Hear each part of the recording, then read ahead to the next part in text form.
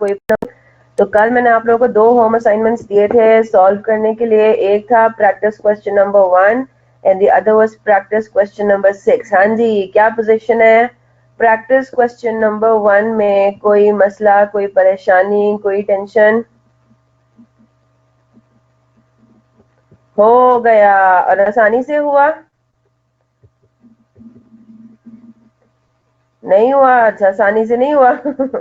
देख देख के हुआ। क्या मसला आ रहा था ये बताते हैं। प्रैक्टिस क्वेश्चन नंबर 1 में variable cost of goods sold. अच्छा जी, चले देख लेते हैं। तो इसने आप लोगों को ईयर एंडिंग 31 मार्च 2019 के फाइनेंशियल स्टेटमेंट्स दे दिए और हमें बनाना है, बजट बनाना है for the year ending 31 March 2020, right? यानी कि अगले पूरे साल का करना है। तो इधर उन्होंने आपको सारी चीजें दे दी है। सेल्स बता दिया है, कॉस्ट ऑफ सेल्स में रॉ मटेरियल है, वेरिएबल कन्वर्जन कॉस्ट बता दिया है, फिक्स्ड कन्वर्जन कॉस्ट बता दी है including depreciation of 24 million, operating cost बता दी है वेरिएबल और फिक्स, ठीक है। क्लोजिंग इन्वेंट्री बता दी है रॉ मटेरियल और फिनिश्ड गुड्स की। और आगे देखते हैं। फिर वो ये कह रहा है the management estimates that profitability can be increased by employing the following measures: introduction of cash sales at 5% less than the credit sale price. This would increase the total sales volume by 30%, whereas the credit sales volume would reduce by 20% as some of the existing customers would shift to cash sales. Installation of a software that would automatically generate follow-up emails to customers and relevant reports for the management. The software, having useful life of 10 years, would be operational from 1st April 2019. The software would cost rupees 2.5 million and its maintenance cost is estimated at rupees 0.15 million per quarter. It is expected that as a result of the use of the software, RIL will be able to reduce its fixed operating cost by 15%. तो ये सारी चीजें आपने obviously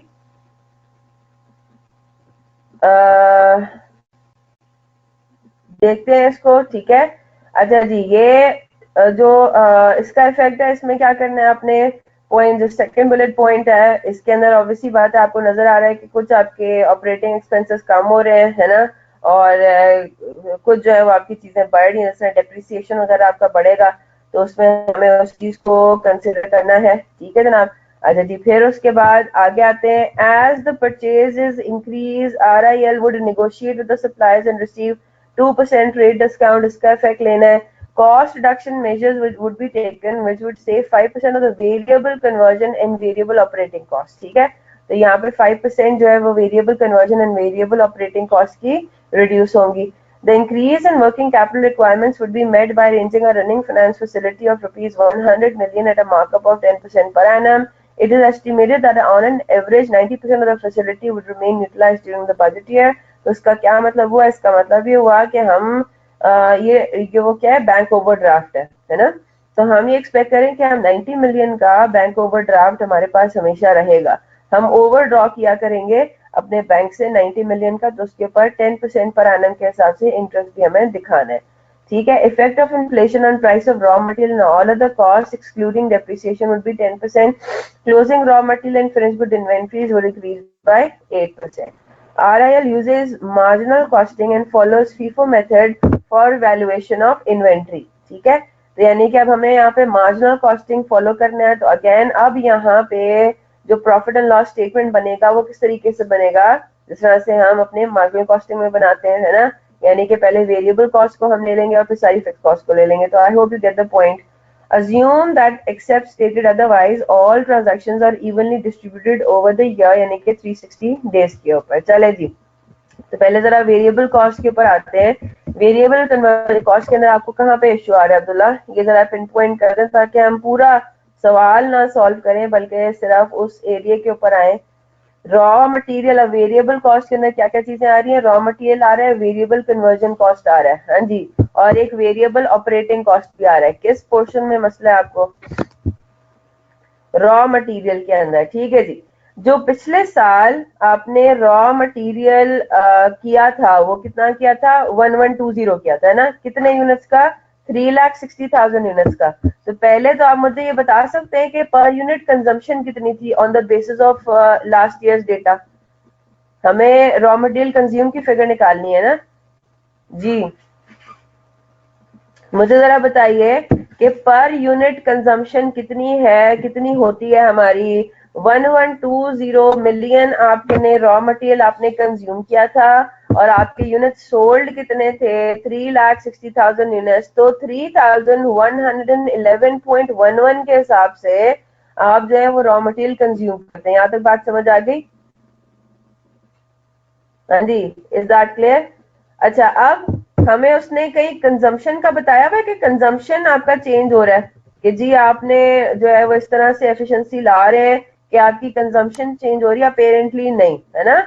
apparently ऐसा नहीं हो रहा। Raw material consumption per unit हमारी वही सेम है, लेकिन सवाल ये उठता है अब हमारे नंबर ऑफ यूनिट्स कितने होंगे। ठीक है, सबसे पहली बात तो ये कि हम पहले कैलकुलेट करेंगे कि पिछले साल वाली प्राइसेस के ऊपर अगर हम कंजम्पशन निकाले हैं, यानी कि हम इस इन्फ्लेशन को का इफेक्ट ना लें। अगर आपको याद होगा हम इस तरह का सवाल कर चुके हैं ना। हमने पहले क्या कैलकुलेट किया था, हमने पहले कैलकुलेट किया था, सारी चीजें कैलकुलेट की थी on the basis of last years prices. इसके ऊपर हमने 10% का इन्फ्लेशन तो बाद में अलग से अप्लाई कर देना है। ठीक है, अगर इन्फ्लेशन ना होता तो हमारी कंजम्पशन कितनी होनी थी, सबसे पहला काम तो ये करना है। और फिर उसके ऊपर सीधा सीधा 10% अप्लाई कर देंगे तो हमें समझ में आ जाएगा कि भाई ये तो आपका क्या है, इसके ऊपर इन्फ्लेशन जो है वो लग के हमारे पास ये आंसर आता है ना।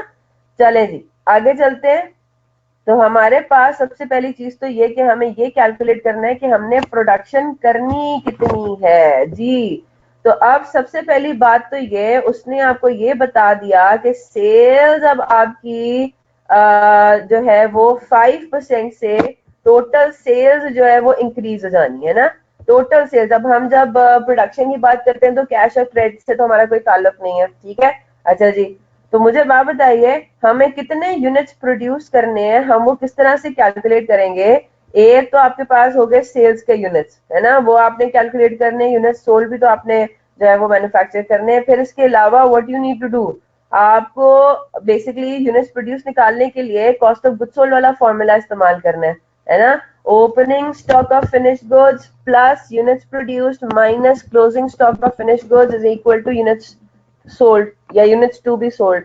तो जरा इसको यूज करके मुझे बताएं आपके पास ओपनिंग फिनिश्ड गुड्स इन्वेंट्री कितनी है। ओपनिंग फिनिश्ड गुड्स इन्वेंट्री आपके पास ये आ गई है ना, 40,000 यूनिट्स है। यूनिट्स के अंदर पहले हम बात करेंगे। 40,000 यूनिट्स है। उसने आपको ये भी बता दिया कि closing raw material finished goods inventories will increase by 8%। तो मुझे आप ये जरा बता दें कि मेरे पास क्या होगा। एक सेकेंड में, हाँ जी। सबसे पहले तो हम ये कैलकुलेट करेंगे कि हमारे पास budgeted units to be produce कितने होने चाहिए। ठीक है, सारी चीजें बिल्कुल सिंपल है। सबसे पहले तो हमने ये कैलकुलेट कर लिया कि per unit raw material consumption कितनी है ना। Per unit raw material consumption है आपकी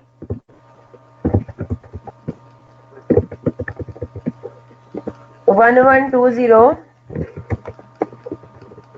ये आपके पास आ गया 1120 1 2 3 4 5 6 मैंने पूरे उसमें लिया डिवाइडेड बाय 3,60,000।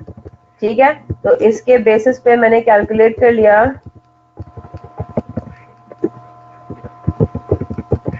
अब टू 2 डेसिमल प्लेसेस मैंने ले लिया कि भाई हर यूनिट के ऊपर इतना जो है वो रॉ मटेरियल आपका कंज्यूम होता है। और अपेरेंटली ये कंजम्पशन का रेट जो है ये चेंज नहीं हुआ बजटेड के लिए। ठीक है, तो per unit raw material consumption हमने ले लिया। अच्छा जी, फिर हम ये देखेंगे कि बजटेड हमारी प्रोडक्शन है कितनी, है ना, ताकि हमें पता लग जाए कि हमारी रॉ मटेरियल कंज्यूम कितनी होगी।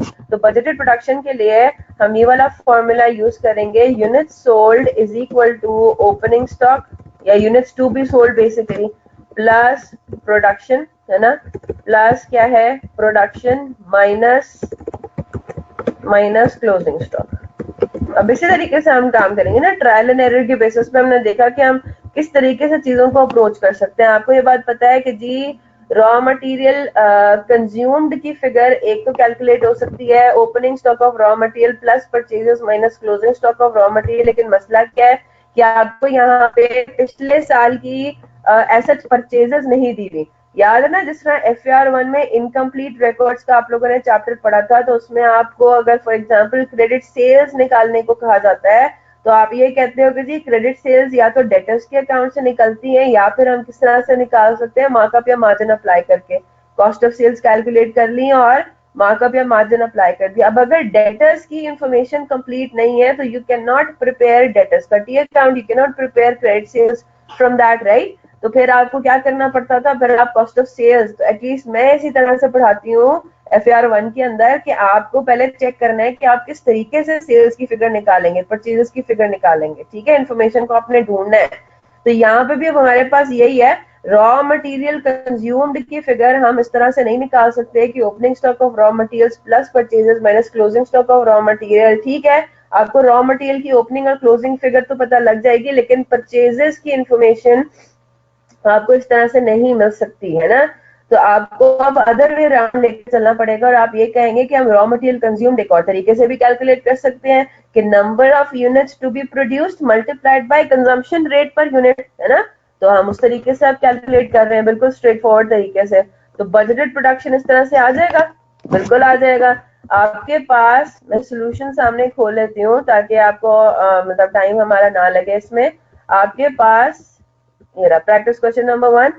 आपके पास बजटेड क्या है प्रोडक्शन, ये रहा बजटेड प्रोडक्शन क्वांटिटी इन्होंने यहाँ पे कैलकुलेट भी की हुई है। सेल्स बजटेड कितनी है, 4,68,000, 3,60,000 में 30% का इंक्रीज, ठीक है। फिर ओपनिंग और क्लोजिंग के साथ उन्होंने वही किया हुआ है, क्या करेंगे, इसी वाले फॉर्मूले को बेसिकली इन्होंने यूज किया हुआ है। यूनिट सोल्ड में से माइनस कर देंगे ओपनिंग स्टॉक और ऐड कर देंगे क्लोजिंग स्टॉक, तो हमारे पास आ जाएगा, हमने बजटेड यूनिट्स प्रोड्यूस कितने करने हैं, 471,200। Is that clear. तो अब हमने कहाँ पे कैलकुलेट किया हुआ है इसको, लेट मी सी इन्होंने वर्किंग कैसे की हुई है। ये आ गई रॉ मटेरियल कंजम्पशन है वर्किंग नंबर 1। वर्किंग नंबर 1 में आते हैं बजटेड रॉ मटेरियल कंजम्पशन।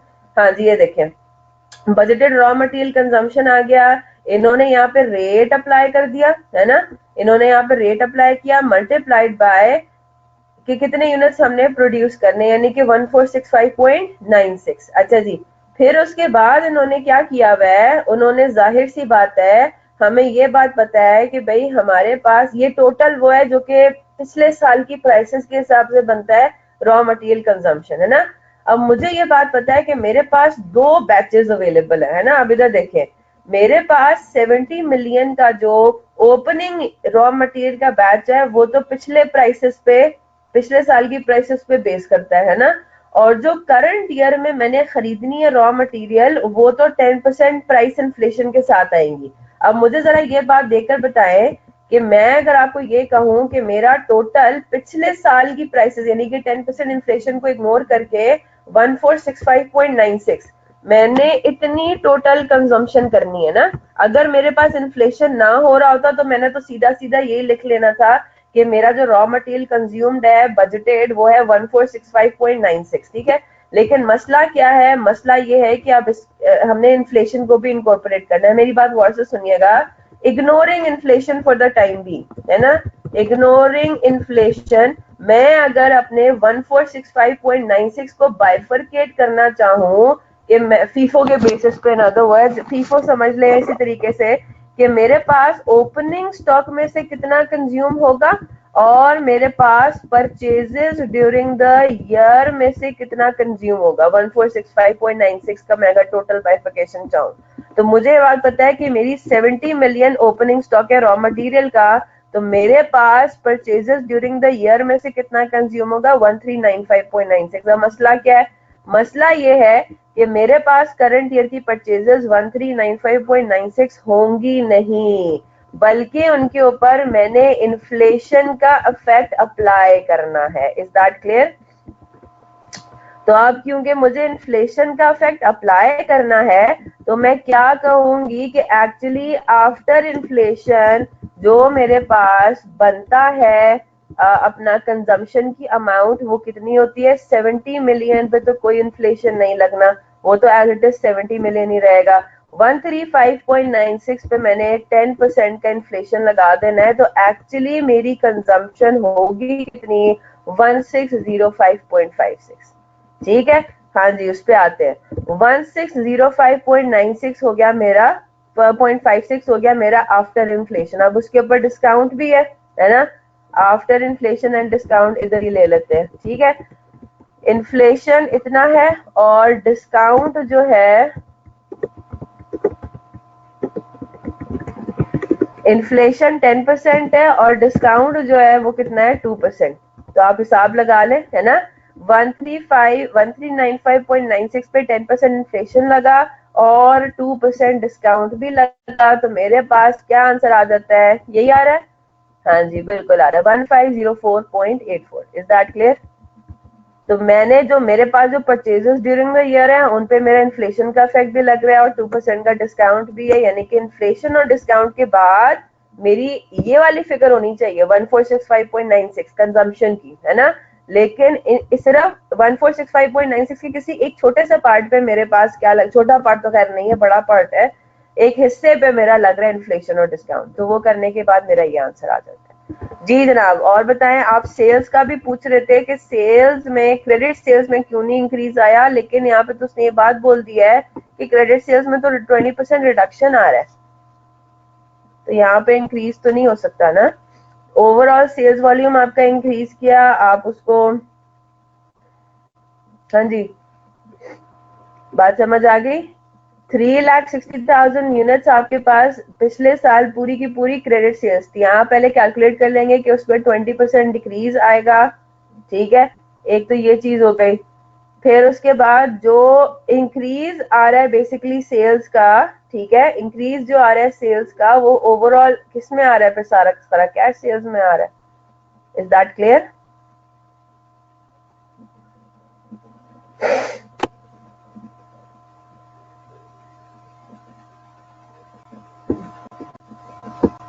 नहीं नहीं नहीं, नेट ऑफ करके कुछ नहीं करना। वो ये कह रहा है कि टोटल सेल्स में इंक्रीज है, रुक जाए इधर जरा, ठीक है। टोटल सेल्स जो आपकी बजटेड है वो कह रहा है कि इसमें आपका इंक्रीज है 30% का। तो मैंने क्या किया, मैंने पहले कितना है, 2.8 मिलियन है, 2800 में मैंने 1.3 कर दिया ना। मेरी यानी कि टोटल सेल्स जो बजटेड है वो है अराउंड, मतलब इसको ऑब्वियसली बात है मैं ये लूंगी, है ना, 3640। इसमें एक और भी कोई इफेक्ट आ रहा है ना 5% का, इसमें कुछ और भी चीज थी। Introduction of cash sales at 5% less than the credit sales price. This would increase the total sales volume by 30%. Introduction of cash sales at 5% less than the credit sales price. This would increase the total sales volume by 30%.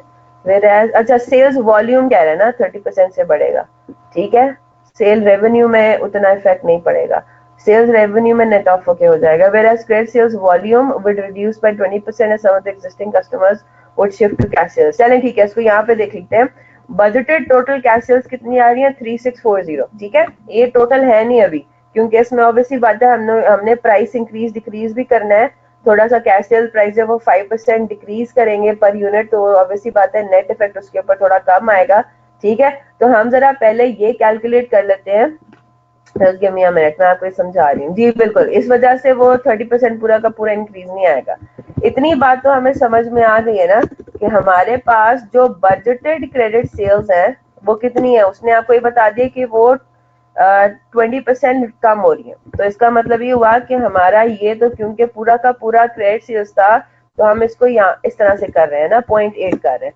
ठीक है, ये तो हमें पता लग गया कि budgeted credit sales हैं कितनी, 2240 मिलियन, और ये हमने लगा के यहाँ पे डबल लाइन लगा दी कि ये वाला किस्सा तो हमारा खत्म हो गया ना। अब हम आते हैं किसके ऊपर, कैश सेल्स के ऊपर, बजटेड कैश सेल्स के ऊपर। ठीक है, अब हम उसी तरह से काम करेंगे। अच्छा जी, अगर कोई प्राइस, इसको हम देख लेते हैं विदाउट, अगर हम कैश सेल्स को भी उसी प्राइस पे बेचते जो हम, जिस प्राइस पे हम क्रेडिट सेल्स को बेचते, तो फिर हमारी कैश सेल्स क्या होती है ना।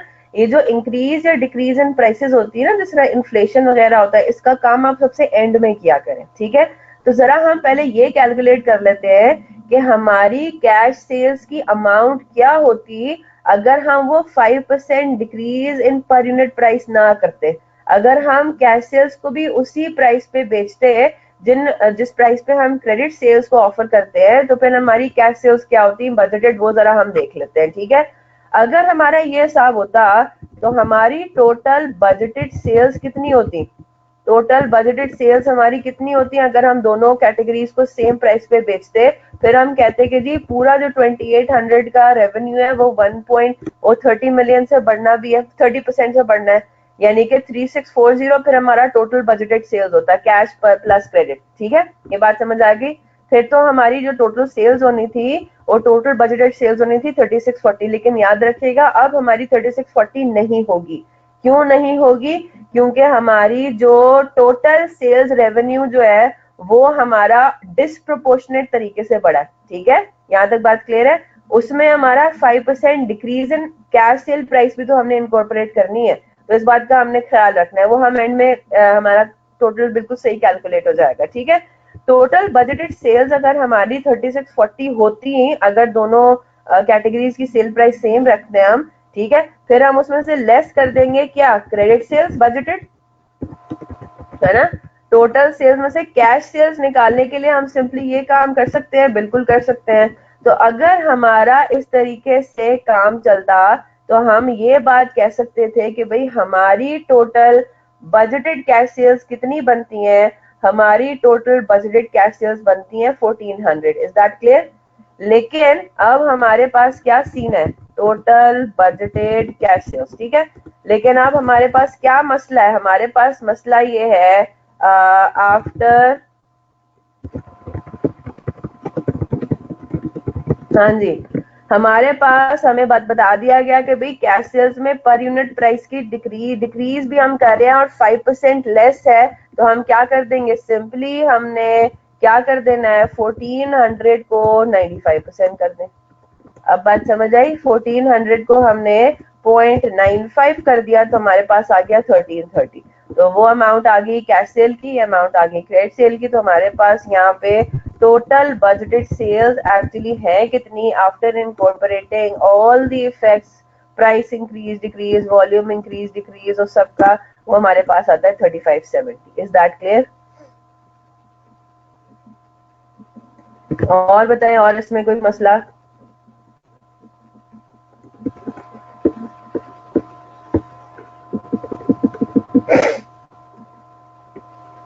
चलें जी, प्रैक्टिस क्वेश्चन नंबर 6 पर आते हैं जल्दी से। प्रैक्टिस क्वेश्चन नंबर 6 में बताइए कोई इशू? जी सना, सॉल्व नहीं किया, कोई सवाल नहीं आ रहे? सुंदर, उजैर, समरा, साइम, मोहम्मद उस्मान, मोहम्मद शाहरुख, मोहम्मद बिलाल, हसन, तो बिल्कुल ठीक है, सॉल्व हो गया सारा। फरजीन, अनस, एमन, Mohsin, Hasnain. Practice question number 1 and practice question number 6 as well.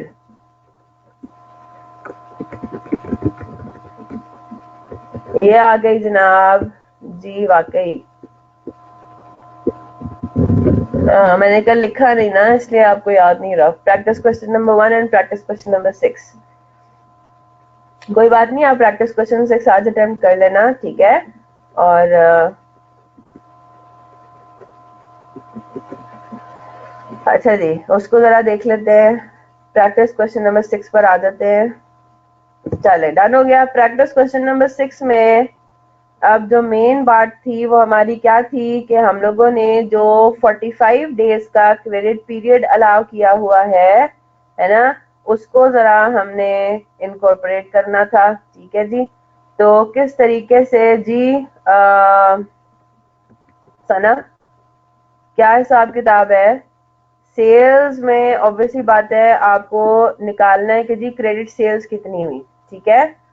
Credit sales कितनी हुई और सेल्स की बेसिकली हम कलेक्शन लेते हैं, है ना।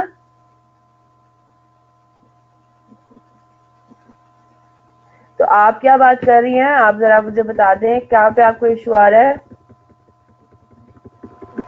अब हम इधर आते हैं, हमारे पास इधर देख लें, सिर्फ अगस्त में प्रॉब्लम है, इसको देख लेते हैं। हमारे पास जो ओपनिंग डेटर्स हैं अगस्त के रिलेटेड टू अगस्त, तो मुझे बात बताएं 45 डेज के कलेक्शन के हिसाब से, 45 डेज की क्रेडिट पॉलिसी के हिसाब से आधे सितंबर में हो जाएंगे, है ना? ठीक है, आधे सितंबर में हम कहेंगे रिकवर हो जाएंगे और आधे अक्टूबर में रिकवर हो जाएंगे अपेरेंटली, है ना? यस और नो? तो बस आपने इसका 1500 लेना है।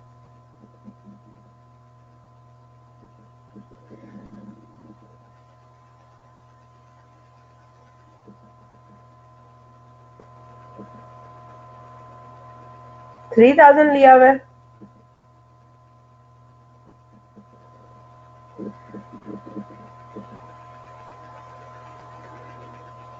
ओहो, अच्छा अच्छा अच्छा, एक मिनट एक मिनट एक मिनट, सही है ना? अक्टूबर 1 पे हम खड़े हुए हैं ना, ये ओपनिंग बैलेंसेस है। ठीक है, 3000 ही रिकवर होगा। इसका मतलब ये हुआ, मेरी बात गौर से सुनिएगा, एक्चुअली डेटर्स आपने जो अगस्त में सेल किया था ना, क्रेडिट सेल किया था, वो 6000 किया था। हाँ, 3000 तो हमारा ओपनिंग बैलेंस है ना। मेरी बात समझ में आ रही है? देखे, अगस्त में हमने जो भी सेल की थी उसकी आधी रिकवरी होनी थी सितंबर में और आधी रिकवरी होनी थी अक्टूबर में। यस और नो? हम अभी ये कौन सी डेट के बैलेंसेस हैं? ये 1 अक्टूबर के बैलेंसेस हैं, ये 1 सितंबर के बैलेंसेस नहीं है, ये 1 अक्टूबर के बैलेंसेस हैं। यानी कि सितंबर का महीना तो गुजर गया ना, सितंबर का महीना गुजर गया और सितंबर के महीने में सितंबर की रिकवरी हो गई। सितंबर के एंड पे, यानी कि 1 अक्टूबर, ये डेट तो मैंने देखी नहीं, 1 अक्टूबर यानी कि हमारे करंट पीरियड का ये ओपनिंग बैलेंस है। 1 अक्टूबर को अभी भी जो अनरिकवर्ड है वो कितने हैं? वो 3000 है। और अनरिकवर्ड में अभी सिर्फ एक ही महीना रह गया है, तो वो 3000 हमारे रिकवर हो नहीं जाने। अगस्त में इसका मतलब है आपने जो सेल की थी वो की थी 6000 की, 50% रिकवर हो गया है, वो सितंबर का महीना गुजर चुका है और 50% अभी अक्टूबर में होना है, और वो 50% की अमाउंट कितनी है? 3000। यानी कि अगस्त में आपने सेल की थी 6000 की। इज दैट क्लियर ना? अब यहाँ पे आते हैं सितंबर वाले में। जो सितंबर वाले ट्रेड डेट्स हैं वो है 5600। सितंबर का महीना गुजरा है लेकिन सितंबर के महीने में कोई रिकवरी नहीं होनी थी इसकी, है ना? 5600 की रिकवरी होनी है अभी अक्टूबर और नवंबर में, तो इसका हमने अभी 50-50 लेना है। 50 अक्टूबर में लेंगे, 50 नवंबर में लेंगे। Is that clear? इसका ऑन दी अदर हैंड 50% वाला पीरियड गुजर गया, वो रिकवर हम एज्यूम कर रहे हैं कि हो चुका है, और ये रिमेनिंग 50% है। I hope that's clear.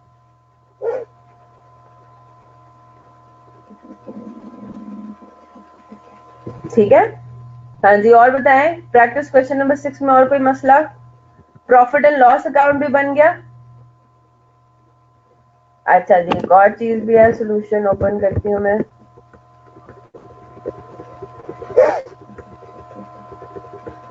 Ji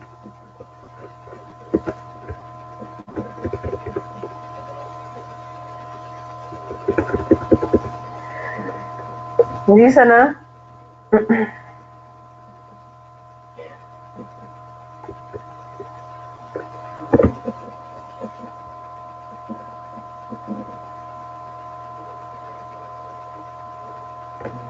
mic on कर ले बच्चे अगर आपको लंबा करना है तो।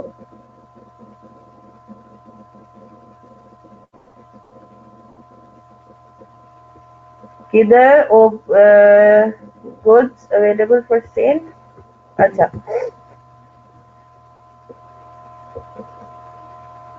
इन्होंने सिर्फ इन दोनों को ऐड किया है। गुड्स अवेलेबल फॉर सेल जो है ना वो 28,393 क्या है, 6000, और 22,393 का एडिशन है। Simple as that.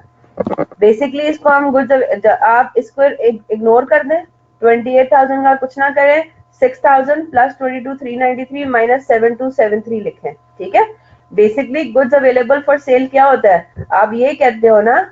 हाँ, ये इसको आप इग्नोर कर दें, ये सिर्फ बीच में टाइपिंग एक किस्म का एरर हुआ हुआ है ना। ये बेसिकली इन्होंने इस तरीके से इनको लिखना चाहिए था, बीच में एक लाइन लगा देनी चाहिए थी, है ना।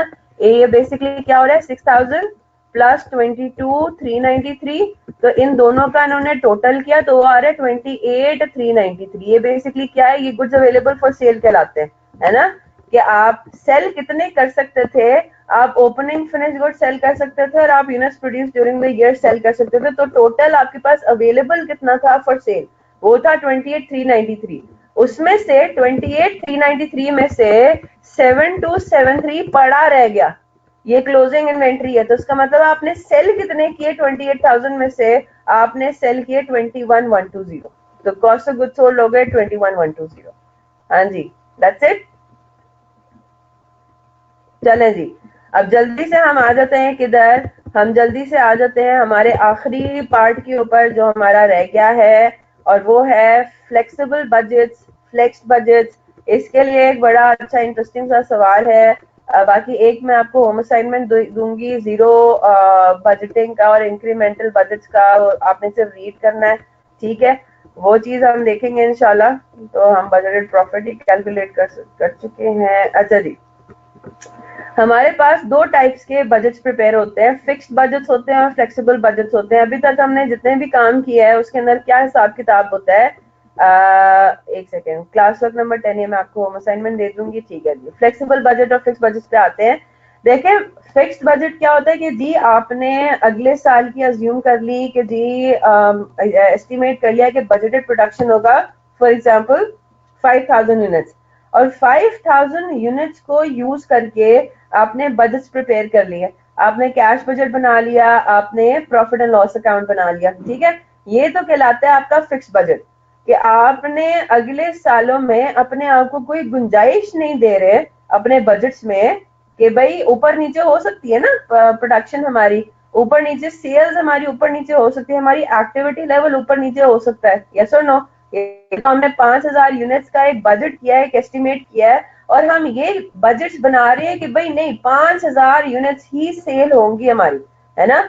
यानी कि उसमें अब ऊंच नीच होने की हमने गुंजाइश कुछ नहीं रखी, कि अगर आपसे कोई फिक्स बजट आपके सामने रखे और आप हैं बॉस और आप ये कहें कि भाई 5,000 यूनिट्स तो है, ठीक है तुमने बजट कर लिया है, लेकिन मुझे बात बताओ, अगर मेरी प्रोडक्शन हो जाती है 6,000 यूनिट्स, तो मेरे लिए 5,000 यूनिट्स वाला बजट किस काम का, है ना। अगर मेरी एक्चुअल प्रोडक्शन हो जाती है 6,000 यूनिट्स हो जाती है, तो मैं अपने 6,000 यूनिट्स के एक्चुअल रिजल्ट को किस बजट से कंपेयर करूं। अगर आपको याद हो तो हमने बजटिंग का एक यूज ये भी पढ़ा था, ये भी समझा था कि बजटिंग हमारी परफॉर्मेंस मेजरमेंट के लिए भी काम होती है, काम आती है ना। बजट का परफॉर्मेंस मेजरमेंट का क्या ताल्लुक है, आप अपना एक्चुअल रिजल्ट रखते हो, जब वो अगला साल होके गुजर जाएगा तो आप क्या करोगे, एक्चुअल रिजल्ट को कंपेयर करोगे बजट से, और ये देखोगे कि हमने कितना डेविएट किया, है ना, हमारी परफॉर्मेंस में क्या फर्क आया, हमने कॉस्ट कितनी एस्टिमेट की थी और कितनी एक्चुअल लगी, हमने सेल्स कितनी एस्टिमेट की थी और एक्चुअल सेल्स रेवेन्यू कितना है। तो मुझे बात बताइए, एक्चुअल रिजल्ट मेरा होगा on the basis of 6,000 units, और बजट मेरा प्रिपेयर हुआ होगा 5,000 यूनिट से। तो मुझे बात बताएं, मेरे पास कोई बेसिस है कंपेरेबिलिटी का, क्या मैं कंपैरिजन कर सकती हूँ, नहीं कर सकती ना। मेरे पास तो वो कोई कंसिस्टेंट बेसिस ही नहीं हुई फिर, क्योंकि मेरा बजट प्रिपेयर हुआ था किसी और एक्टिविटी लेवल के ऊपर, मेरा एक्चुअल रिजल्ट तो एक्चुअली कोई और एक्टिविटी लेवल है। तो फिक्स बजट की यहाँ पे एक लिमिटेशन आ जाती है कि परफॉर्मेंस मेजरमेंट के लिए थोड़ा सा वो जो है उसमें एक जो है आपका एक हाइंड्रेंस आ जाती है कि भाई हम लोग के पास हम किस तरीके से परफॉर्मेंस मेजर करें जब हमारे पास बेसिस ही सेम नहीं है। तो उस चीज को कवर करने के लिए we can go for flexible budgets. Fix budget बनते हैं, उसका ये नहीं कि वो बिल्कुल ही यूजलेस है और हमने नहीं बनाने, हम बनाएंगे, बिल्कुल बनाएंगे, लेकिन हमने अब इसकी एक और चीज भी पढ़ लेनी है कि फ्लेक्सिबल बजट्स क्या होते हैं। Simple as that, flexible budgets आप बनाते हो डिफरेंट एक्टिविटी लेवल्स को मद्देनजर रखते हुए, ठीक है, बात समझ आ गई। तो क्या होता है flexible budget, a budget which by recognising different cost behaviours is design to change as volume of activity changes. और आप फ्लेक्सिबल बजट के सवालों में देखेंगे कि अगर आपको प्रॉफिट एंड लॉस कैलकुलेट करने को बोला जाए डिफरेंट एक्टिविटी लेवल्स पे, यानी कि आपको फ्लेक्सिबल बजट बनाना है, तो उसमें फिर हम लोग थोड़ा सा प्रॉफिट एंड लॉस अकाउंट वाले फॉर्मेट को फॉलो नहीं करते। उसमें फिर हम देखते हैं कि हमारे पास फॉर्मेट कुछ यूं होता है, sales minus variable cost minus fix cost, ठीक है। यानी कि मार्जिनल कॉस्टिंग वाला, याद है ना, जिस तरह का मार्जिनल कॉस्टिंग का स्टेटमेंट बनता है, फिर उसी तरीके का स्टेटमेंट हम, उसी के सिमिलर स्टेटमेंट हम बनाते हैं। तो अगर आपको एग्जाम्पल के थ्रू नजर आ रहा हो क्या हिसाब किताब है, यहाँ पे बहुत सिंपल है। यहाँ पे इन्होंने 3 डिफरेंट एक्टिविटी लेवल्स एस्टिमेट किए। बजट है, अगले साल का है, वो साल अभी तक आया नहीं है, लेकिन आपने अगले साल का काम कर दिया 3 डिफरेंट एक्टिविटी लेवल्स को अज्यूम करके। और ये activity levels can be obviously ये ज्यादातर सेल्स होती हैं, ठीक है। एक्टिविटी लेवल हमारी ज्यादातर क्या होती है, सेल्स होती है। तो अगर आपकी सेल होती है 3500 यूनिट्स, तो आपके वेरिएबल कॉस्ट क्या क्या इनकर होंगे, है ना, आपके फिक्स कॉस्ट क्या क्या इनकर होंगे। ये करने के बाद आपने क्या साथ में कैलकुलेट करना है, आपने साथ ही कैलकुलेट कर लेना है कॉस्ट पर यूनिट। क्लियर हो गई बात। This activity level might even be production level, कुछ भी हो सकता है ये वैसे तो, ठीक है। सेल भी हो सकती है, प्रोडक्शन लेवल भी हो सकता है। तो I think it can be production, मतलब प्रोडक्शन लेवल मेरे ख्याल से ज्यादा होगा, ठीक है, प्रोडक्शन लेवल के होने के चांसेस ज्यादा है इसमें। इसी तरह से अगर 4000 यूनिट्स हमारी एक्टिविटी लेवल है, तो 4000 यूनिट्स के हिसाब से आपकी वेरिएबल कॉस्ट क्या होगी। और अगर आप नोटिस करें तो fix cost will remain fixed whatever the activity level is, है ना। और यहाँ पे आपको वो नजर भी आ रहा है एग्जाम्पल के थ्रू, ठीक है जनाब। तो एक और चीज इसमें जरा नोट करते हैं हम इस एग्जाम्पल के अंदर, आपका एक्टिविटी लेवल जब बढ़ता है तो आपकी पर यूनिट कॉस्ट कम हो जाती है। और इसमें मेन फैक्टर क्या है, why does this per unit cost reduce, because our fix cost remains the same. हमारी फिक्स कॉस्ट जब सेम रहती है और हमारा डिनोमिनेटर बेसिकली बढ़ता जाता है, नंबर ऑफ यूनिट्स आपके बढ़ते जाते हैं, तो आपकी fix cost per unit actually decrease करती है। और fix cost per unit decrease करने की वजह से आपकी total cost per unit decrease हो जाती है, क्योंकि वेरिएबल कॉस्ट पर यूनिट तो चेंज ही नहीं होती। पहली बात तो ये, वेरिएबल कॉस्ट पर यूनिट नहीं चेंज हो रही, fix cost per unit decrease हो रही है व्हेन प्रोडक्शन इज इंक्रीजिंग, तो आपके पास ultimately total cost per unit भी डिक्रीजिंग का इफेक्ट आता है। Is that clear. तो ये आपके पास मेजर रीजन है। और ये आपने सामने फ्लेक्सिबल बजट भी देख लिया, ठीक है। फिर हम आते हैं फ्लेक्स्ड बजट क्या होता है। फ्लेक्स्ड बजट जो होता है, a budget prepared for actual activity level. यानी कि एक तो हमने बना लिया फ्लेक्सिबल बजट, ठीक है। फॉर एग्जाम्पल अब यहाँ पे ये आ गया, अब मैंने फ्लेक्सिबल बजट तो बनाया है, फॉर एग्जाम्पल 3500 यूनिट्स का, 4000 यूनिट्स का और 4500 यूनिट्स का। ये तो था आपका फ्यूचर के लिए, उसने आपको कहा कि जी आपको वो क्वेश्चन में बता देगा कि आपने फ्लेक्सिबल बजट कौन से एक्टिविटी लेवल्स को यूज करके बनाना है, ठीक है। तो ये तो बड़ा सिंपल है, स्ट्रेट फॉरवर्ड है, आपको इन्फॉर्मेशन भी दी हुई होगी, साथ साथ आपने सिंपली उसको एक्टिविटी लेवल से मल्टीप्लाई करके सारा काम कर लिया, ठीक है। फिर वो आपको साथ ही ये भी बोल सकता है कि अच्छा जी अब आप फ्लेक्स्ड बजट बनाएं 4200 यूनिट्स को यूज करके। तो यहाँ पे आपने फ्लेक्सिबल बजट में 4200 नहीं इस्तेमाल किया हुआ, आपको वो बता रहा है कि फॉर एग्जाम्पल जो पीरियड गुजर गया है ना, उसके एक्चुअल प्रोडक्शन थी 4200 यूनिट्स। तो अब आप एक काम ये करें, आप फ्लेक्स्ड बजट बनाएं करंट यानी कि पास्ट पीरियड का। क्या मतलब हुआ इसका, कि अब हमें बजट बनाना है कि on the basis of estimated figures, यानी कि जो आपका एक एस्टिमेट था 4200 यूनिट्स के हिसाब से आपका फ्लेक्स बजट क्या बनता है कि अगर हम 4200 यूनिट्स का बजट बनाएं, ठीक है, तो वो क्या बनेगा इन अदर वर्ड्स, ठीक है। तो उसमें आपने सारी की सारी एस्टिमेटेड इंफॉर्मेशन को इस्तेमाल करना है, साथ ही आपको एक्चुअल रिजल्ट्स भी दिए हुए होंगे। ये तो इसमें कुछ खुद कैलकुलेशन करनी नहीं पड़ेगी आइडियली, ये आपको सारी फिगर दी हुई होगी क्वेश्चन के अंदर। तो बिल्कुल इसी तरह से जिस तरह से आपने ये फ्लेक्सिबल बजट बनाना है, उस तरह से आप फ्लेक्स बजट बनाएंगे 4200 यूनिट्स का, जो कि एक्चुअल आपका एक्टिविटी लेवल हो चुका है, ठीक है, ये पास्ट हो चुका है, राइट। आपने फ्लेक्स बजट बनाया, आपने एक्चुअल रिजल्ट सामने डाले और आपके पास क्या आ गया, वेरिएंस आ गया। यहाँ पे ए और एफ क्या लिखा हुआ है, A means adverse, F means favourable. क्या मतलब हुआ इसका, जब हम अपनी कॉस्ट की बात करते हैं तो अगर मेरी एक्चुअल कॉस्ट, जी बिल्कुल, वेरिएंस क्या होता है, वेरिएंस होता है difference between actual and budgeted information, ठीक है। Difference between actual and budgeted results is called variance. तो हमने ये देख लिया कि जी 4200 यूनिट्स के ऊपर हमारा इनडायरेक्ट मटेरियल बजटेड कितना था, वो था 2,10,000, 4200 यूनिट्स के लिए, ठीक है। एक्चुअल रिजल्ट हमारा क्या हुआ, 4200 यूनिट्स पे आपको एक्चुअली इनडायरेक्ट मटेरियल लगा आपका 2,13,000। इज दिस पॉजिटिव और नेगेटिव? कॉस्ट की जब हम बात करेंगे, इज दिस पॉजिटिव और नेगेटिव? ये नेगेटिव बात है ना। आपने एक्सपेक्ट किया था कि जी 2,10,000 लगना चाहिए था, लेकिन लगा कितना, 2,13,000। 3,000 का वेरियंस है, डिफरेंस है ना। और ये डिफरेंस है एडवर्स। ये एडवर्स और फेवरेबल वाले टर्म्स हम आगे जाके पढ़ेंगे, इसलिए टेंशन ना लें। वेरिएंस एनालिसिस हमारा चैप्टर है, उसमें हमने ये पढ़ना ही है, हमने ये एडवर्स और फेवरेबल वेरिएंसेस ही निकालने हैं, तो डोंट वरी अबाउट इट। तो एडवर्स मतलब नेगेटिव। फिर हम जरा इनडायरेक्ट लेबर पे आते हैं। 4200 यूनिट्स का हमने एक्सपेक्ट ये किया था कि हमारा बजट होगा कितना, 1,68,000 कॉस्ट आएगी हमें।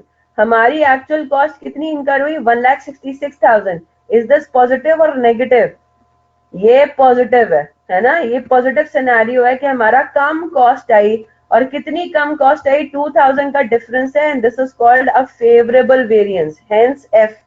ठीक है, यहां तक बात समझ आ गई। तो फ्लेक्स्ड बजट जो है बिल्कुल फ्लेक्सिबल बजट की तरह ही बनता है। उसके अंदर हम कैलकुलेशन फ्लेक्स बजट की वैसे ही करते हैं, बस फर्क ये होता है कि एक कॉलम फ्लेक्स बजट का होगा, दूसरा कॉलम उसी एक्टिविटी लेवल के एक्चुअल रिजल्ट्स का होगा, तीसरा कॉलम होगा वेरिएंस का। I hope that's clear now. ठीक है, यहां तक बात समझ आ गई सबको? अब एक ये बड़ा अच्छा सवाल है, ये क्वेश्चन है क्लास वर्क 11, और क्लास वर्क 11 के अंदर वो यही बात करता है कि भाई आपने क्या प्रिपेयर करना है। पहले तो उसने आपको बोल दिया, prepare a flexible budget for a hospitals cafeteria using 75,000, 80,000 and 85,000 meals as the activity level. ठीक है, तो ये तो उसने आपको बता दिया। दूसरा वो ये कह रहा है, prepare a flex budget variance analysis report. तो अब सवाल ये उठता है कि फ्लेक्स बजट हमें कौन सी एक्टिविटी लेवल का प्रिपेयर करना है ना। हमें नंबर ऑफ मील्स भी तो बताए कि भाई कितने नंबर ऑफ यूनिट्स होंगे। तो जरा सवाल को रीड करके फाइंड आउट करते हैं कि हमारा एक्चुअल रिजल्ट कौन से उसका दिया हुआ है हमें, है ना। हमारा एक्चुअल रिजल्ट उन्होंने कौन से लेवल का दिया हुआ है, क्योंकि फ्लेक्स्ड बजट बनाने के लिए you need a column for actual results as well. तो Shifa hospital uses flexible budgeting for all departments that experience fluctuating service demand. One such department is the hospital's cafeteria, where the average price of a meal is rupees 30. So rupees 30 is what the selling price. The hospital's chief accountant has gathered the following data. इसने cost बता दी है, उसमें से fixed cost क्या है, यानी कि food cost का फिर fixed cost क्या element है, और variable cost per rupee of sale. variable cost per unit नहीं बताया हुआ उसने, वेरिएबल कॉस्ट पर मील नहीं बताया हुआ, variable cost per rupee of cell बताया हुआ। तो इसको कैसे सॉल्व करेंगे ये भी देख लेते हैं। ठीक है, तो जरा पहले इसको स्टडी कर लें कि इसका क्या मतलब हुआ। इधर आ जाए, वेजेस पर आ जाए। एक हमारा कॉस्ट का एलिमेंट है वेजेस का। ठीक है, वेजेस के बारे में वो कह रहे हैं कि वेजेस का जो फिक्स्ड एलिमेंट है वो कितना है, 1,00,000 रुपीज। 1,00,000 रुपी का वेजेस तो आप इनकर करते ही करते हैं regardless of the activity level. ठीक है, और वेजेस के अंदर जो वेरिएबल एलिमेंट है वो क्या है, वो 0.26 पर रुपी ऑफ सेल है। ठीक है, ठीक है जनाब। अब इसका क्या मतलब हुआ, इसको जरा हम देख लेते हैं। पर रुपी ऑफ सेल, अब अगेन ये डिपेंड करता है हर एक्टिविटी लेवल पर, सेल की फिगर डिफरेंट होगी है, सो नो, ऑब्वियस ही बात है ना। अब हम इसको जरा स्टार्ट करते हैं, ये कंप्लीट आप इंशाल्लाह घर पे करेंगे। चले जी, ये हमारा आ गया क्लास वर्क नंबर 11। ठीक है, क्लास वर्क नंबर 11 में हम पहले सॉल्व करने जा रहे हैं अपना फ्लेक्सिबल बजट। हमारे पास वो इसी तरह से फॉर्मेट बनेगा, शिफा हॉस्पिटल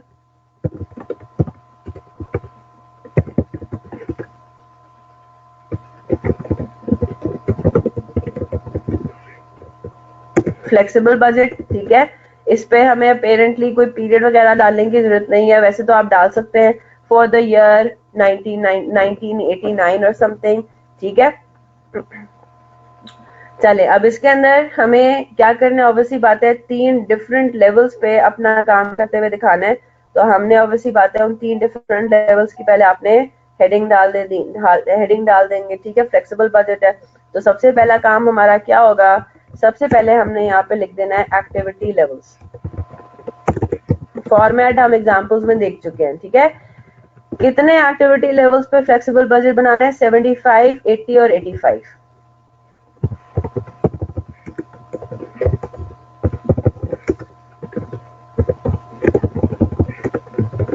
ये ऑब्वियसली बात है, नंबर ऑफ मील्स है ना। ये नंबर ऑफ मील्स आ गए, ये हमने यहाँ पे इसके नीचे लाइन लगा दी कि भाई ये तो हमारा एक किस्म का रेफरेंस पॉइंट है ना। तो सबसे पहला काम हम क्या करेंगे? सबसे पहला काम तो अब हम करेंगे कि भाई हम अपनी सेल्स कैलकुलेट कर लें ना। सबसे मेन चीज हमारी वही है, क्योंकि that will be the basis of calculating your variable cost as well, ठीक है। अगर हमारे पास 30 रुपी, ये हमारे पास वो है ना सेलिंग प्राइस पर यूनिट है, राइट। तो पर मील है, तो हम जरा कैलकुलेट कर लेते हैं। 75 इंटू 30 ये है 2250,000। 80,000 इंटू 30 ये आपके पास है 2.4 मिलियन, और 85,000 इंटू 30 ये है आपका 2,550,000। ये तो आपकी आ गई सेल्स, ठीक है जी। यहाँ तक बात क्लियर हो गई। फिर उसके बाद हमने उसमें से क्या लेस करना है? ये बजटेड सेल्स है, ऑब्वियसली बात है, बजट है, लिखने की जरूरत नहीं है सच। फिर उसके बाद हम बात करेंगे कॉस्ट की, ठीक है। अब कॉस्ट में सबसे पहले आपके पास बारी आएगी किसकी? वेरिएबल कॉस्ट की। अगेन ऑर्डर का कोई मसला नहीं है, आप आगे पीछे कर सकते हैं, कोई इशू वाली बात नहीं है। सबसे पहले हम आ जाते हैं अपने पास इधर फूड कॉस्ट के अंदर आपके पास है ही सारा वेरिएबल। अब मुझे बताइए कैसे सॉल्व होगा? 0.4 variable cost per rupee of cell, क्या करेंगे? अगर मुझे टोटल वेरिएबल कॉस्ट चाहिए 70,000 यूनिट्स के ऊपर, 75 पे sorry, how would I calculated? Yes, सोचकर बताएं।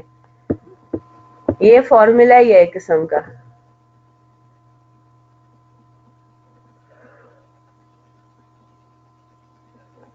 क्या कह रहा है ये? Variable cost per rupee of cell. 1 रुपए की सेल अगर होती है तो मेरा वेरिएबल कॉस्ट होता है 0.4 रुपीज। बात समझ आ रही है?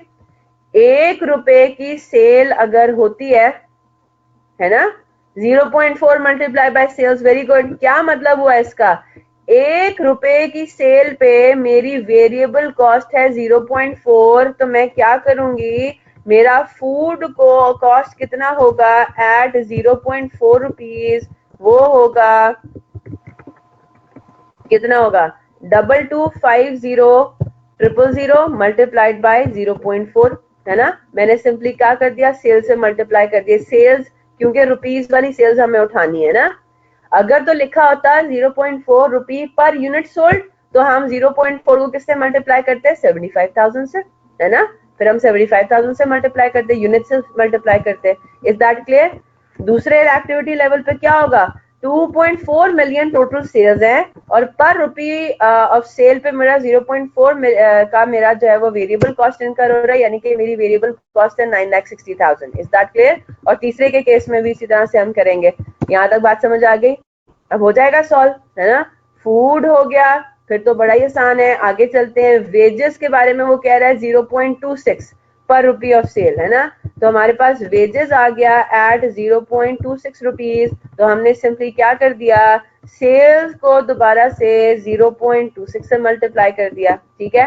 हर लेवल ऑफ सेल को आप क्या कर देंगे? 0.26 से मल्टीप्लाई कर देंगे, आपके पास वेजेस की वेरिएबल कॉस्ट आ जाएगी, ठीक है जनाब। फिर उसके बाद क्या है? उसके बाद पास डेप्रिसिएशन है, डेप्रिसिएशन एंटायरली फिक्स्ड है। यूटिलिटीज और मेंटेनेंस है 0.06 एंड 0.03। तो यूटिलिटीज पे आ गए,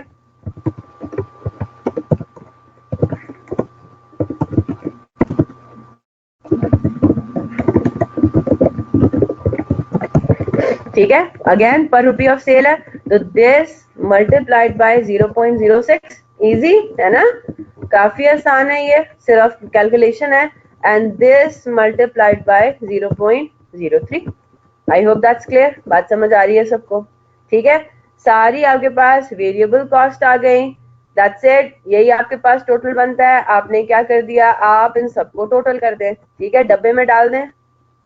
आपने इन सबको डब्बे में डाल दिया और आपने टोटल कर दिया, और एंड में आप माइनस का साइन जरूर लगाएं, क्योंकि वो सेल्स में से माइनस होना है ना अल्टीमेटली। अब प्रॉफिट भी ऑब्वियसली हम कैलकुलेट कर लेंगे इस तरह से।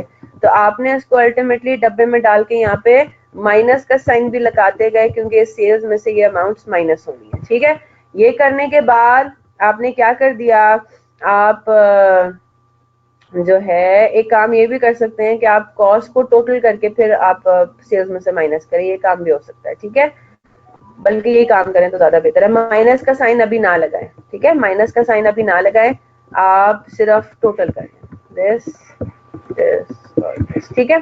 फिर उसके बाद बारी आती है किसकी, फिक्स कॉस्ट की। अब फिक्स कॉस्ट के अंदर तो आसानी है, क्या आसानी है कि हमें ऐसा कुछ कैलकुलेट नहीं करना, हर लेवल पे फिक्स कॉस्ट जो गिवन है वो सेम होगी। तो फूड कॉस्ट के अंदर कोई फिक्स कॉस्ट नहीं है, वेजेस में आ जाते हैं। वेजेस में फिक्स कॉस्ट है आपकी 1 लाख रुपीज, तो 1 लाख, 1 लाख और 1 लाख। ठीक है, ये हो गया वेजेस के बाद अगला आइटम है depreciation 25,000, 25,000, 25,000. It stays the same regardless of your activity level. आगे आते हैं यूटिलिटीज, मेंटेनेंस, इंश्योरेंस। ठीक है, यूटिलिटीज, मेंटेनेंस और इंश्योरेंस। यूटिलिटीज हैं आपके पास 6,000, 140, 5,000, 6,000। ठीक है, इज दैट क्लियर? तो ये आपके पास क्या आ गया, ये आपके पास आ गया टोटल फिक्स कॉस्ट। अब आपने टोटल फिक्स कॉस्ट हर एक्टिविटी लेवल पर टोटल कर लिया। ये करने के बाद हम एक काम करते हैं, हम यहाँ पे कैलकुलेट कर लेते हैं टोटल कॉस्ट, क्योंकि हमें पर यूनिट टोटल कॉस्ट भी बतानी है। ठीक है, और वो काम करते हुए आप माइनस का साइन लगा दें, तो variable cost plus fix cost, total cost आपके पास आ गई 1312,500। यहाँ तक बात क्लियर है सबको? आपने इसको यहाँ पे एक लाइन लगा दें। हाँ जी, 1312,500 ये आपके पास आ गई total cost fix plus variable. I hope that's clear, सबको बात समझ आ रही है? बिल्कुल कुछ भी नहीं है, सिर्फ आपने उठा के चीजें लिखनी है, कैलकुलेशन करनी है। ठीक है, तो टोटल सेल्स में से अब मैं क्या करूंगी, टोटल कॉस्ट को माइनस करूंगी, ताकि मेरे पास क्या आंसर आ जाए, मेरे पास आ जाए प्रॉफिट। ठीक है, मेरे पास क्या आ गया, मेरे पास हर एक्टिविटी लेवल पर प्रॉफिट भी आ गया, this sales minus total cost. यहां तक बात सबको क्लियर है? आई होप कॉपी कर रहे हैं खामोशी से।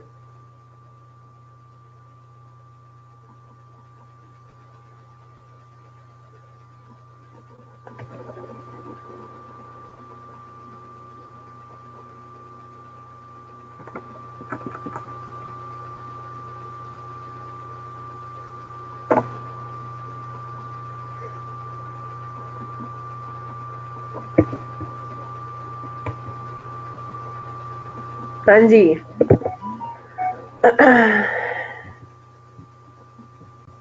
क्या टोटल कॉस्ट?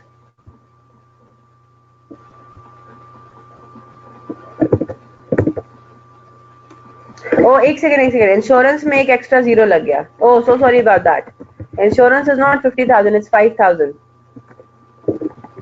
जी जी, जरा करेक्शन कर लीजिए, insurance is 5,000 not 50।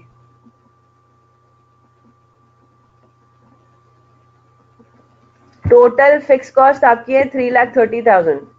Total cost है 1357,500, 1470,000, 1582,500। और अच्छा हाँ, यूटिलिटीज में भी एक एक्स्ट्रा जीरो लग गया सो सॉरी अबाउट दैट।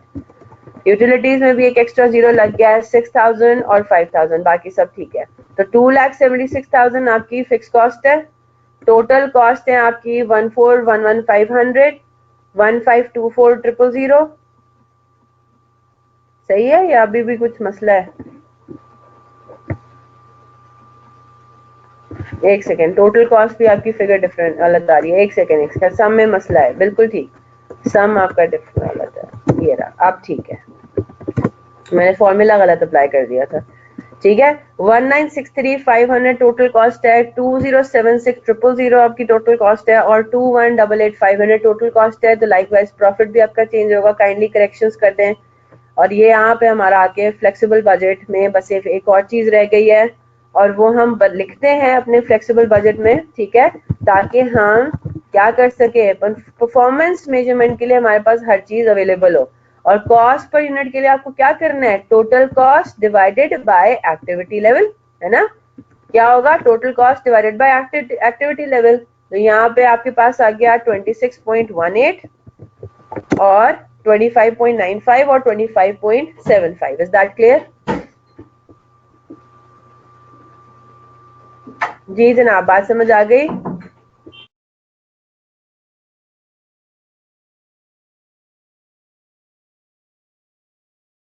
ठीक है जनाब, ये फ्लेक्सिबल बजट भी आपका बन गया। अब फ्लेक्स्ड बजट के लिए जरा हम देखते हैं कि हमारे पास क्या इंफॉर्मेशन दी गई है। जरा हम नीचे आते हैं, आपको उसने ये बता दिया during the year 1988 77,500 meals were served and the cost were. तो यहाँ पे हमें पता लग गया कि ये एक्चुअल कॉस्ट हमें बता दी गई है। एक्चुअल कॉस्ट हमें किस लेवल की बताई गई है, 77,500 मील्स की। तो इसका मतलब ये हुआ कि पार्ट बी में जो हमें फ्लेक्स्ड बजट बनाना है ना, पार्ट बी के अंदर जो अब हमने फ्लेक्स्ड बजट बनाना है वो किसका बनाना है, वो हमें बनाना है 77,500 मील्स का। तो किस तरह से करेंगे, हमारे पास 3 कॉलम्स होंगे। एक कॉलम होगा फ्लेक्स्ड बजट का, एक कॉलम होगा एक्चुअल कॉस्ट का, और एक कॉलम होगा आपका वेरिएंस का। ठीक है, और ये जो फ्लेक्स बजट और एक्चुअल कॉस्ट आपने बनानी है, ये कितनी मील्स की बनानी है, 77,500 मील्स का करना है। ठीक है, एक्चुअल कॉस्ट की कंपैरिजन है, सेल्स वेल्स का आपने यहाँ सच नहीं करना। करना चाहे तो यू कैन डू दैट, लेकिन आपको पता है सेल्स की अमाउंट तो वही होगी ना 77,500 मील्स पे, उसमें तो कोई वेरिएंस नहीं आना, क्योंकि उसमें तो कॉस्ट सेल प्राइस हमने 30 लेनी है। ठीक है, आई होप दैट्स क्लियर। ठीक है, तो अब आप किस तरह से करेंगे, अब आप ऑब्वियसली बात है फिक्स्ड और वेरिएबल में बाइफिकेशन तो नहीं करेंगे, है ना, क्योंकि आपको यहाँ पे फूड कॉस्ट की टोटल दी हुई है 77,500 मील्स हैं, ये एक्चुअल एक्टिविटी लेवल है। हमारा एक्टिविटी लेवल है number of meals sold, unit sold. ठीक है, तो यहाँ पे हमने 77,500 मील्स को सर्व किया है, सेल किया है। तो हम क्या करेंगे, हमने टोटल कॉस्ट को ही लेना है, क्योंकि हमें यहाँ पे 9,76,500 का बाइफिकेशन नहीं बताया हुआ कि इसमें वेरिएबल कितना है फिक्स कितना है। अगर बाइफिकेशन दिया होता तो फिर वेरिएबल कॉस्ट फिक्स कॉस्ट को अलग अलग भी हम वो कर सकते थे, वेरिएंस एनालिसिस उसका कर सकते थे। ठीक है, तो अब हम क्या करेंगे, मैं स्टार्ट करवा देती हूँ, बाकी आपका होम असाइनमेंट होगा। फूड कॉस्ट के ऊपर आते हैं। जब हम फ्लेक्स बजट बनाएंगे तो हम क्या बनाएंगे, फ्लेक्स बजट में हमारे पास क्या होगा, हम ऊपर गिवन इंफॉर्मेशन को इस्तेमाल करेंगे। फूड कॉस्ट के लिए फिक्स कॉस्ट 0 है ना, और वेरिएबल कॉस्ट कितना बनता है 77,500 मील्स के हिसाब से। हम इस तरह से कर लेंगे, मैं ये फिक्स कॉस्ट को 0 कर रही हूँ, प्लस मेरे पास क्या बनता है, मैं किस तरीके से वर्किंग करूंगी, 77,500 मल्टीप्लाइड बाय 30। ये क्या है, 77,500 मल्टीप्लाइड बाय 30, मेरे पास क्या आ जाएगा, टोटल सेल्स वैल्यू, है ना। टोटल सेल्स वैल्यू का 0.4, बिल्कुल ऊपर की तरह मैंने काम किया है। क्या काम किया है, पहले मैंने टोटल सेल्स कैलकुलेट कर ली। टोटल सेल्स का 0.4 रुपी पर सेल वैल्यू आपके पास क्या है, फूड कॉस्ट है, और ये पूरा का पूरा इंटायरली वेरिएबल है। Is that clear? तो 77,500 मल्टीप्लाइड बाय 30 रुपी पर मील है, सेलिंग प्राइस है। 77,500 तो नंबर ऑफ यूनिट्स हो गए, मल्टीप्लाइड बाय 0.4, तो मेरे पास आ गया कि फूड को कॉस्ट का फ्लेक्स बजट है 9,30,000, एक्चुअल कॉस्ट है 9,76,500।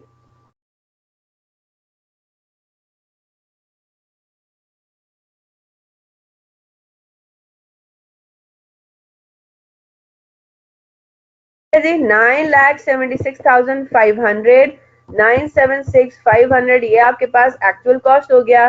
तो मुझे बताएं वेरिएंस पॉजिटिव है या नेगेटिव है। यहाँ पे वेरिएंस नेगेटिव हम कह देंगे, और आप उसको या तो आप एडवर्स लिख दें या फिर आप उसको नेगेटिव में शो कर दें, एक ही बात हो जाएगी। ठीक है,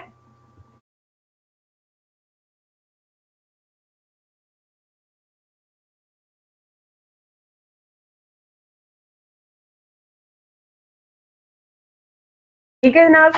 अब बस एक और मैं आपको करा रही हूँ, वेजेस का आपको करा देती हूँ ताकि आपको आसानी हो जाए, जहाँ पे फिक्स वगैरह भी होगा तो वो किस तरीके से करेंगे। वेजेस के अंदर आपको जो बजटेड इंफॉर्मेशन दी हुई है उसमें आपको बताया गया है कि जी बजटेड जो है वो आपकी फिक्स कॉस्ट कितनी होती है 100,000 है ना। तो फ्लेक्स बजट में हमने ये 100,000 भी लेंगे, प्लस जो वेरिएबल एलिमेंट है वो किस तरीके से होगा 77,500 इंटू 30, ये ना आपके पास सेल वैल्यू आ जाएगी multiplied by 0.26। Is that clear? तो ऑब्वियसली बात है बजट बनाते हुए आपने फिक्स्ड और वेरिएबल दोनों का टोटल करना है क्योंकि आपको टोटल कॉस्ट की कंपैरिजन करनी है। I hope that's clear. तो 100,000 प्लस ये फिक्स्ड एलिमेंट हो गया 77,500 इंटू 30 इंटू 0.26। तो 704,500 फ्लेक्स बजट है 77,500 मील्स का, और एक्चुअल कॉस्ट आपकी कितनी है 774,250। हो जाएगा? आसान है ना। यहाँ पे आपके पास, यहाँ पे भी आपके पास वेरिएंस जो है वो नेगेटिव है, एडवर्स है। आप इसके आगे ए लिख दें या इसको नेगेटिव में शो कर दें, एक ही बात है। जल्दी से होम असाइनमेंट्स नोट कर लें। You have to complete class work 11, class work 10 आपने सॉल्व करना है, ठीक है। और आपने स्टडी टेक्स्ट में से या आपने आईकैप के हैंडबुक में से ये इंक्रीमेंटल और जीरो बेस्ड बजट का ये वाला रीड करना है, सेक्शन 7, ठीक है। स्टडी टेक्स्ट में भी गिवन है, स्टडी टेक्स्ट से भी आप इसको रीड कर लें। 3 होम असाइनमेंट्स मैंने आपको दे दी हैं। Complete class work 11, do class work 10, read about zero based budgeting. हम इंशाल्लाह कल अपना स्टैंडर्ड कॉस्टिंग स्टार्ट करेंगे। आपने बाकी क्वेश्चंस भी अटेम्प्ट करना शुरू कर देने हैं, प्रैक्टिस क्वेश्चंस जो हमने छोड़ दिए हैं, you should start attempting them. कोई क्वेश्चन है तो जल्दी से पूछ लें, नहीं तो फिर इजाजत दें।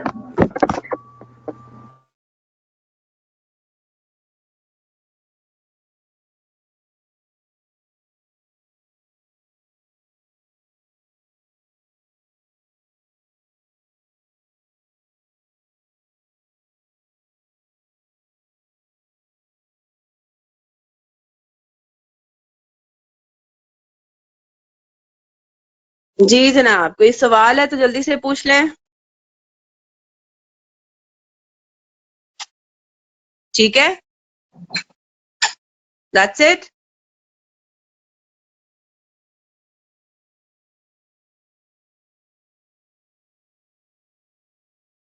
चले जी, भागे ऑडिट के लिए।